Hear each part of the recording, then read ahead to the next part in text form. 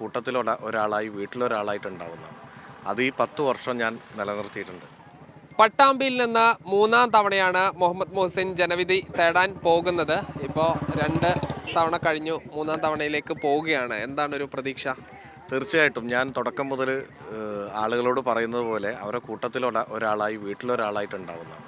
അത് ഈ 10 വർഷം ഞാൻ നിലനിർത്തിയിട്ടുണ്ട്. അപ്പോൾ അതുകൊണ്ട് തന്നെ ഒരു പട്ടാമ്പിയിൽ അവരുടെ കുടുംബത്തിലുള്ള ഒരാൾ എന്നുള്ള നിലക്ക് ഈ തവണയും കൂടി അവർ കൂടെ ഉണ്ടാവും എന്നുള്ളത് തന്നെയാണ്, സംശയമല്ല. പിന്നെ അത്രയും വികസന പ്രവർത്തനങ്ങൾ നടത്തിയിട്ടുണ്ട്. ഇപ്പോൾ കുറച്ച് പദ്ധതികൾ തുടങ്ങി വെച്ചതുണ്ട്. അതെല്ലാം പൂർത്തീകരിക്കാനൊക്കെ അവസരം ജനങ്ങൾ നൽകുമെന്ന് തന്നെയാണ് ഞാൻ കരുതുന്നത്. ഒരു വിദ്യാർത്ഥിയായി വന്ന് 10 വർഷം, അത് എന്തൊക്കെയാണ് പ്രധാനമായിട്ട് നേട്ടങ്ങൾ ഇവിടെ ഉണ്ടാക്കാൻ കഴിഞ്ഞത്? ആ വികസന നേട്ടങ്ങൾ തന്നെയാണോ ഈ ആളുകളോട് പറയുന്നത്?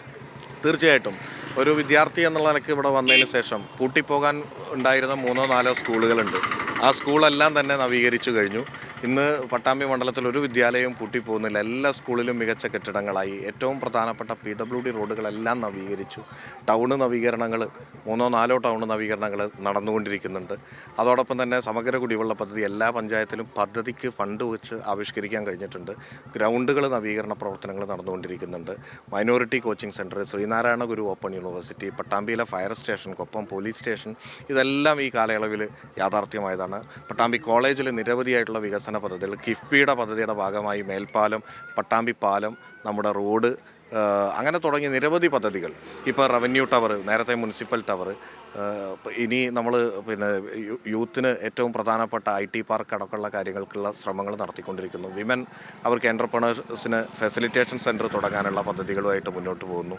ഇപ്പോൾ ഈ പട്ടാമ്പി കഴിഞ്ഞ ഈ തദ്ദേശ തെരഞ്ഞെടുപ്പിലാണെങ്കിൽ ലോക്സഭാ തെരഞ്ഞെടുപ്പിലാണെങ്കിൽ UDFന് വലിയ മുന്നേറ്റം ഉണ്ടാക്കാൻ കഴിഞ്ഞു. സ്വാഭാവികമായിട്ട് ഈ നിയമസഭാ തെരഞ്ഞെടുപ്പ് വരുമ്പോഴും ഒരു ശക്തമായ ഫൈറ്റ് അല്ലേ?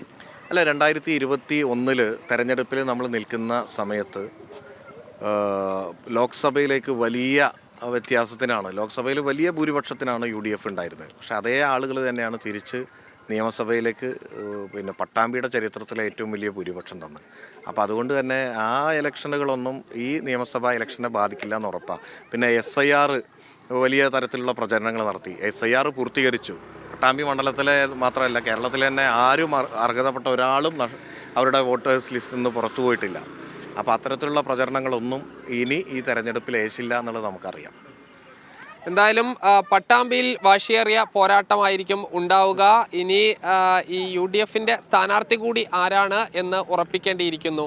ഷിജു ചിറ്റൂരിനൊപ്പം സാജിദ് അജ്മൽ, മീഡിയ 1 പാലക്കാട്.